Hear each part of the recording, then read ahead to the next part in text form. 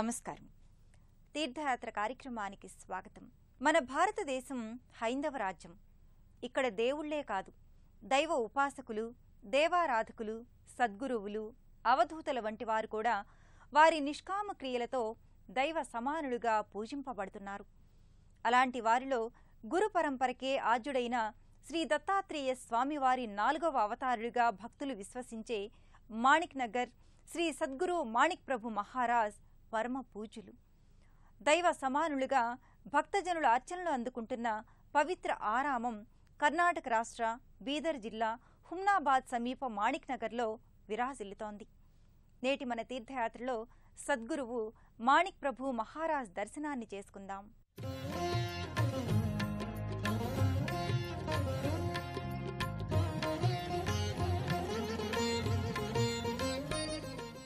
శ్రీ భక్త కార్య కల్పద్రుమ గురు సార్వభౌమ శ్రీమద్రాజాధిరాజ యోగి మహారాజ త్రిభువనానంద అద్వైత అభేద నిరంజన నిర్గుణ నిరాలంబ పరిపూర్ణ సదోదిత సకలమత స్థాపిత శ్రీ సద్గురు మాణిక్య ప్రభు మహారాజ్ కీ జై. రాజాధిరాజ యోగి మహారాజు ద్వైదీభావరహితంగా ఎటువంటి భేదాలు అవలంబించకుండా సకల మతాల సారం ఒక్కటే అని చాటి చెప్పడమే కాదు, ఆచరణలోనూ సర్వమతాల ధర్మాల సమ్మిళిత రూపంగా తనదైన సంప్రదాయాన్ని నెలకొల్పిన సద్గురువు శ్రీ మాణిక్య ప్రభు మహారాజ్. బ్రహ్మానంద స్వరూపుడైన జ్ఞానయోగి, సర్వసంకల్పాలకు సాక్షీభూతమైన భావాతీతుడు, గుణాతీతుడు అయినవాడు. ఈ సమాజంలో గురువులుగా, భగవత్ సంకల్పమూర్తులుగా, దైవ ప్రతినిధులుగా, మనకు గురువులుగా వెలుగొందుతారు. సాక్షాత్తు త్రిమూర్తి అంశతో అత్రిమహర్షి అనసూయ దంపతులకు జన్మించిన దత్తాత్రేయుల వారు గురు పరంపరకు ఆద్యులుగా వెలుగొందుతున్నారు. భగవదాంశతోనే కాక బ్రహ్మజ్ఞాన సంపన్నులైన కారణజన్ములు కూడా మానవ రూపాన సద్గురువులై ఉన్నారు. అటువంటి వారిలో దత్తాత్రేయుల వారి 2వ అవతారునిగా శ్రీపాద శ్రీవల్లభులు, 3వ అవతారునిగా యతికుల శ్రేష్ఠులు నృసింహ సరస్వతి స్వామి, 4వ అవతారునిగా ఈ క్షేత్ర ప్రభువులు అయిన శ్రీ మాణిక్ ప్రభు మహారాజ్ ప్రభవించారు. ఇదే పరంపరలో అక్కల్కోట్కర్ మహారాజ్, స్వామి సమర్థ, షిరిడీ సాయిబాబా వారు కూడా ఉద్భవించి లోకోద్ధారణ గావించారు. సద్గురు మాణిక్య ప్రభువుల వారు హిందూ భక్తులకు దత్తాత్రేయ అంశావతారునిగా, సిక్కులకు సిక్కుమత గురువుగా, ముస్లిం భక్తులకు ప్రవక్తలు, ఇలా ఏ మతం వారికైనా ఇష్టుడైన మానవరూప దైవం వలె సకల మతాల వారికి సద్గురువు వలె కనిపిస్తారు. ఆ సద్గురవేశ్వరుడు మాణిక్య ప్రభువుల వారు నిదురించిన సమాధి పరమ పవిత్రమైన మూల విరాట్టంతటి పవిత్రతను పొందింది. భక్తులచే, అర్చకులచే నిత్య నైమిత్తిక పూజాదికాలు సంప్రదాయబద్ధంగా సాగుతాయి. జల, క్షీర, దధి, ఘృత ఫలోదకాలతో సశాస్త్రీయంగా అభిషేకాలు నిర్వహిస్తారు. ఆ తరువాత మాణిక్ ప్రభువుల వారికి నిండారా అలంకరించినట్లు ఆ సమాధిని సర్వాలంకార భూషితం చేస్తారు. ఏ మతం వారైనా వేరువేరుగా వారి వారి భగవంతులను పూజించినా త్రికరణ శుద్ధిగా ఆరాధిస్తే పరమాత్మ ఒక్కరే అన్న సత్యాన్ని మాణిక్ ప్రభు చాటారు.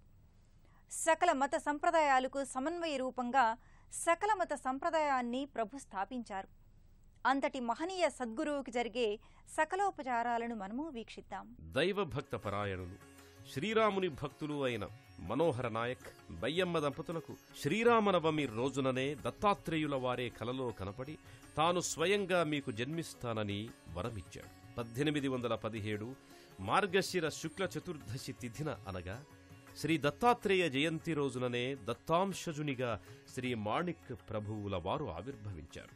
చిన్నతనంలోనే అనేక మహిమల్ని చూపి తాను మానవ రూపాన మహిమాన్వితుణ్ణని నిరూపించుకున్నారు. ఎన్నెన్నో పుణ్యక్షేత్రాలను సందర్శించాడు. దేశమంతా పర్యటించాడు. ఒక ఆముష్మిక యోగిగా, కర్మయోగిగా మారిపోయాడు.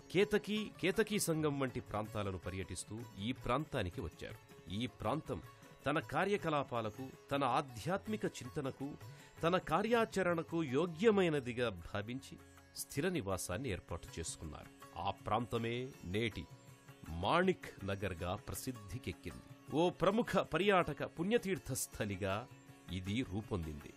మహిమాన్వితుడై హుమ్నాబాద్ అటవీ ప్రాంతానికి వచ్చి ఈ ప్రాంతాన్నే తన ఆవాస కేంద్రంగా చేసుకుని తన సంస్థానాన్ని ఏర్పరుచుకున్నారు. ఒకప్పుడు నిర్మానుష్యంగా చీకటి గుయ్యారాలుగా ఉండే ఈ అటవీ ప్రాంతం నేడు మంగళనాదాలతో, వేదమంత్రోచ్చారణలతో, నిత్య భజనలతో, సంగీత సాహిత్య కార్యకలాపాలతో పరిఢవిల్లుతోంది. ఇదే అంగరంగ వైభవోపేతంగా విరాజిల్లుతోన్న మాణిక్ ప్రభు సంస్థానం. ఈ సంస్థానానికి షిరిడీ సాయిబాబా ఒక ఫకీరులా వచ్చి భిక్షమడిగి తన పాత్రను ముందుకు చాచాడట. మాణిక్ ప్రభు సోదరుడు ఆ పాత్రలో ఎన్ని నాణేలు వేసినా నిండలేదట.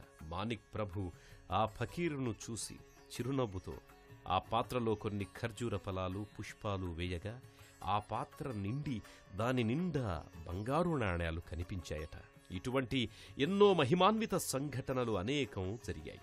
ఈ మహిమాన్విత ఆవరణంలోకి ఆహ్వానించే స్వాగత ద్వారం ఒకటి ఉంది.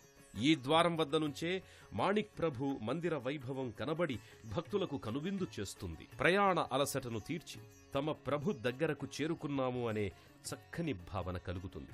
ఈ మందిర గోపురాదులు హిందూ ఇస్లామియా సంప్రదాయ కట్టడాల వలె స్థూపాకార, గోళాకార విమాన గోపురాలతో ఉంది. మాణిక్ ప్రభు సంస్థాన్ ముఖమండపంలోనే మాణిక్ ప్రభు వారి వంశానుక్రమంలో ఈ మాణిక్ నగర్ని అలరించిన, దిగ్విజయంగా నడిపించిన మహానుభావుల తైలవర్ణ చిత్రాలుంటాయి. నేటికీ ఎంతో సమర్థవంతంగా సంస్థాన్ కార్యనిర్వహణను సశాస్త్రీయంగా నిర్వహిస్తోన్న గురువరెణ్యులు ప్రస్తుత పీఠాధిపతి శ్రీ జ్ఞాన్రాజ్ మహారాజు గారు.